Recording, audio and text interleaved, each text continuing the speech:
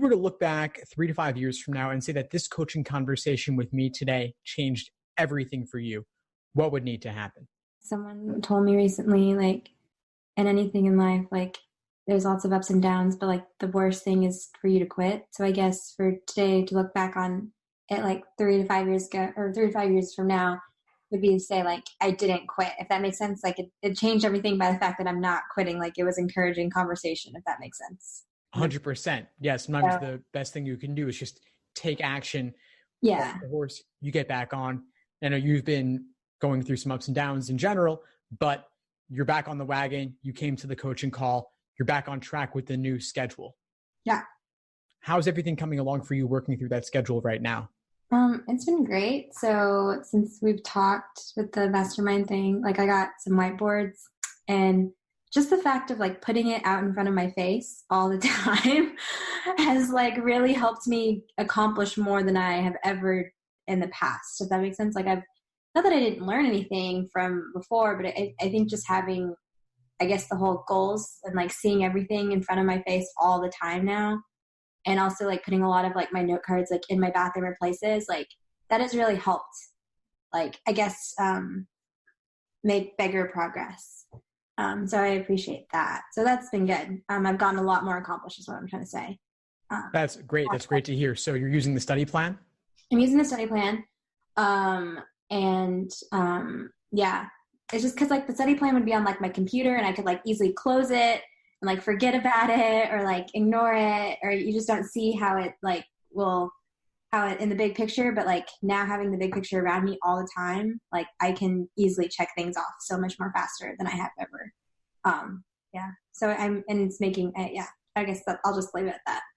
Well, that's fantastic. So you're using the whiteboard, you're using the study plan, you're using the courses. Mm-hmm. Where are you at right now? What are you working on? So I am using the study plan, but I'm kind of like at a weird spot. Like I'm kind of going back since our last class for Mastermind and going back over some stuff right now. I kind of did a week, but it was really hazy and I didn't do it very well. So I'm doing that week again because it's a lot of foundational stuff, which is necessary, sufficient, and weaken and strengthen, that kind of thing. I kind of just like went over it really fast, but those are like so important. So I'm kind of in this big day of like trying to going over that stuff. I've been using your courses, trying to figure some pieces back in. So I'm kind of like on this weird day, if that makes sense, kind of a long progress day, kind of going back, and trying to get those a little stronger. I'm trying to connect some things. Cause like you said, like you can do lots and lots of problems, but like if it's not clicking somewhere, that's what I'm trying to go back and find the spots that are not clicking right now with reading. So if that makes sense. Sure. And I know one of the questions you had for me was about sufficient assumptions and predicting the answers, about logical reasoning. Do you want to talk about that a little bit? Yeah, I guess I know this is like a really big complaint for lots of people. It's just kind of the whole inference thing. Like, I guess that just comes with practice or something. I don't know. I just feel like when I am looking at these questions, I can see how logic games and logic reasoning like connect. I see that now. Because like a lot of the concepts, a lot of how you think, is the exact same way. It's just in words now, and it's not, that clicked.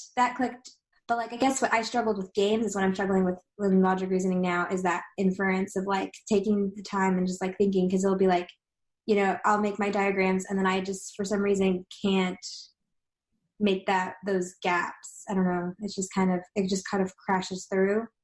And then like, obviously when I look back at your answers, I'm like, oh, that makes sense how that was the gap. But like, for me, it's just like that gap is not, I don't know, sticking, if that makes sense. Like I'm not being able to find it first. And I know that you should be able to, in your brain, read it first so you don't get lost in all the answers. But I'm just, I guess for me, like that's been the hard part, is the whole inference thing has been really like, at least insufficient, not necessarily necessary. I've gotten pretty good on that, but like sufficient, I'm just like crashing because it's new information question. If that makes sense? Yeah, it does. And sufficient assumption questions, they are one of those formal logic types that do relate back to logic games, where it actually is worth diagramming them. Yeah. To see those patterns. And so, like, if you have lots of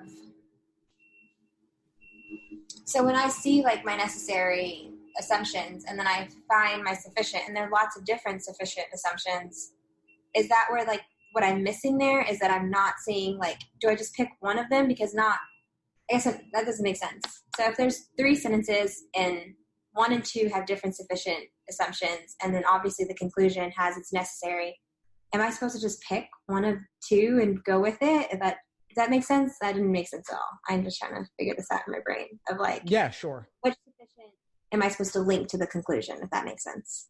Well, here's how they really work. So you've got in the stimulus, you have evidence and conclusion, but the evidence is not fully justifying the conclusion. So you need new information in the form of the sufficient assumption that when combined with the evidence will guarantee the conclusion 100%. That's what you're looking for. So it's like if you had 1 plus X equals 3, what is X? Mm-hmm. X is that new information when combined with 1 would equal 3, which is of course 2. So in the stimulus, you don't have any sufficient assumptions there already. What you have there are different pieces of evidence. Mm-hmm. And in a lot of sufficient assumption questions, you actually have multiple conditional statements, which is what makes it more complicated at first. Yeah, I guess I understand. That's where I struggle is with lots of conditional statements, and I'm like, oh, dang it. But so it's like, I guess it is improving, but I just know that for me, that is where I'm falling. It's kind of just like, I guess with necessary assumption, it's like, oh, great. Like I don't have to think of new things. It's like the risk taker in me is like, I don't want to take that risk. I just want to do all the questions that I can figure out, all of like the local questions. And then like the global, I'm just like, oh shoot, I have to like push myself out there. You know what I mean? If that makes sense. So that's just something I guess that takes time to push yourself forward. And I don't know. Well, here's my recommendation for you, Jocelyn. As you're getting back on the wagon, as you're attacking this exam, I have videos inside the course on sufficient assumptions, and I have a big list of sufficient assumptions broken down by their exact formula, the underlying formula that will help you crack them open. Mm-hmm. So what I want you to do is take the next couple of days, just work through a couple of dozen of them using the formulas, practice diagramming them so you can see the underlying logic. Mm-hmm. And that'll give you the momentum to see, I can do this question type. I do know how to diagram it, and it'll keep you pushing forward. Yeah. Okay. Sounds good. Awesome. Now, I know you had some other questions for me as well, and I want to make sure we cover everything that's important for you.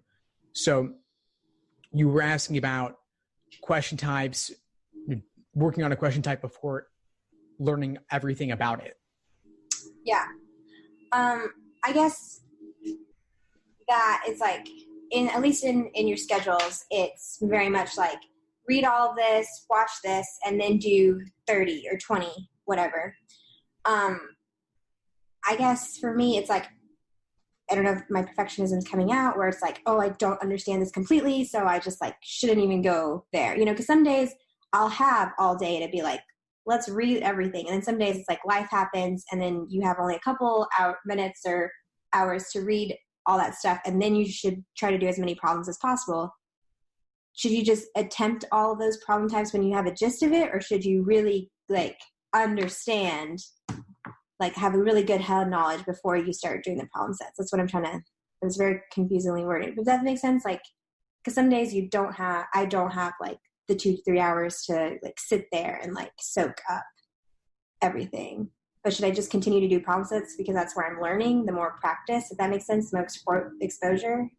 Practice is good, but theory comes before practice. Yeah. So maybe some days, instead of doing 30 problems of that type, what if you were to do a bit more reading on the theory and then do only 15 problems that day or 10 problems that day and then do a bit more tomorrow? Okay.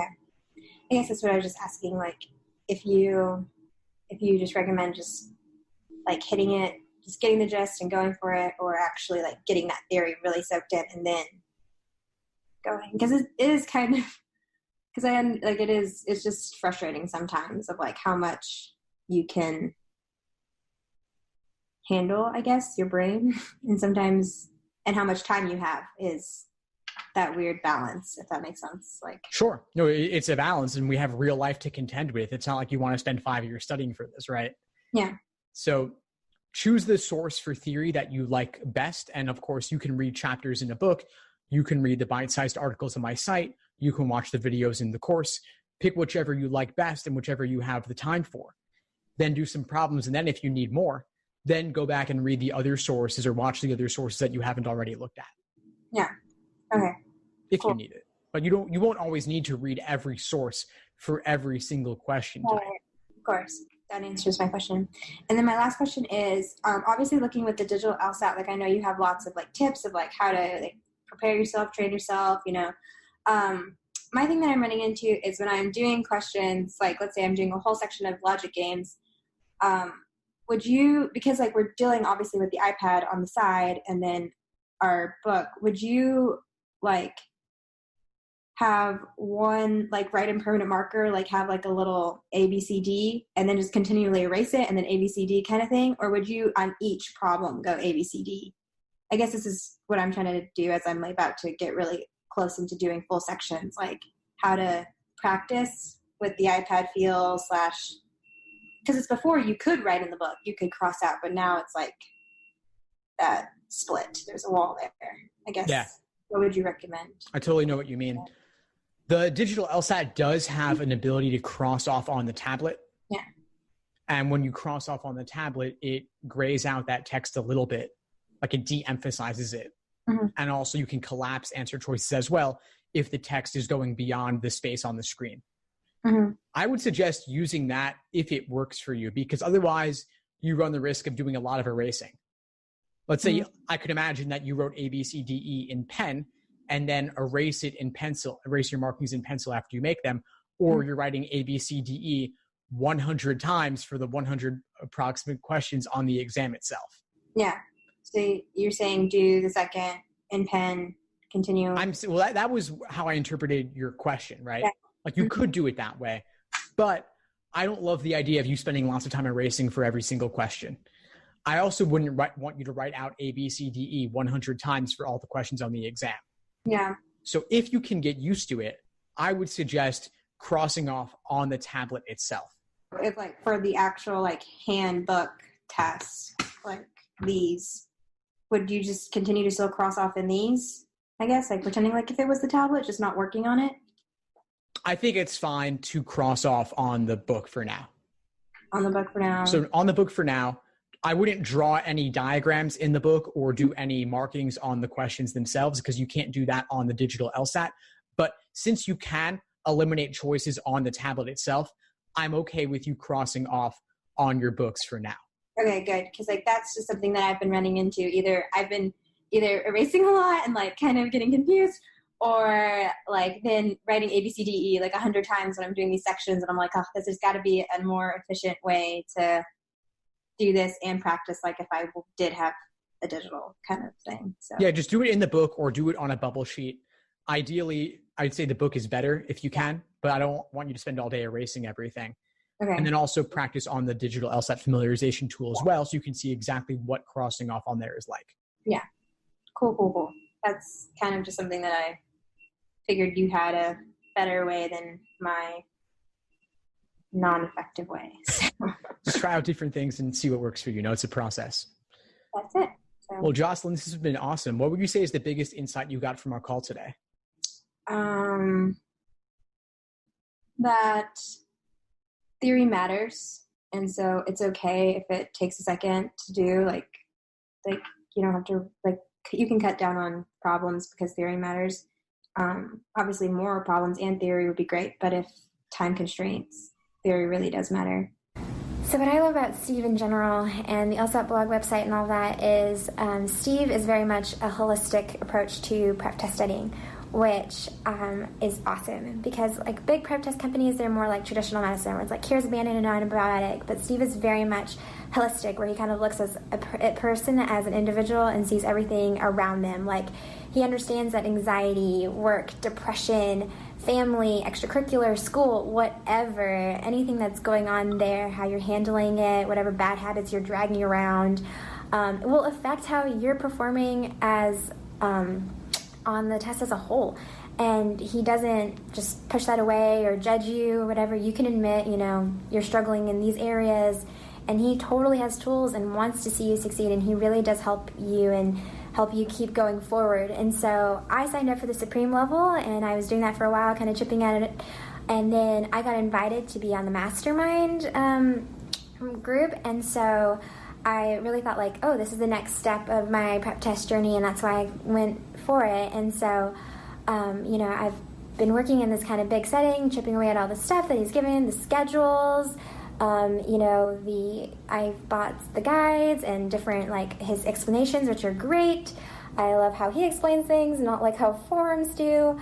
And now, it's getting that part of my journey of, like, let's, target some areas, let's get into a smaller group, let's get that concentrated help, accountability through the Facebook group, whatever, reporting to Steve. That's kind of why I've signed up for the Mastermind, because it's like that next level in my journey. And so that's why I signed up for Mastermind. And so now, like Steve always says that, like, studying for the LSAT is a marathon, not a sprint. And I totally get that. I have ran some half marathons myself. And so I know personally, like, not every mile is the same. Some miles are like, awesome, I've got this. And some miles you've got like a cramp and you're dying. Or some miles you need to refuel, or you got to, switch it up or whatever. But Steve is there for every good and every bad mile, and he's totally not judgmental, and he's going to make sure that, one foot in front of the other keeps going, very much like a coach. And so I really love that, because it's all holistic. He sees the person and just helps you out, like, just really encouraging, really great website information and programs. And so, yeah, that's my experience.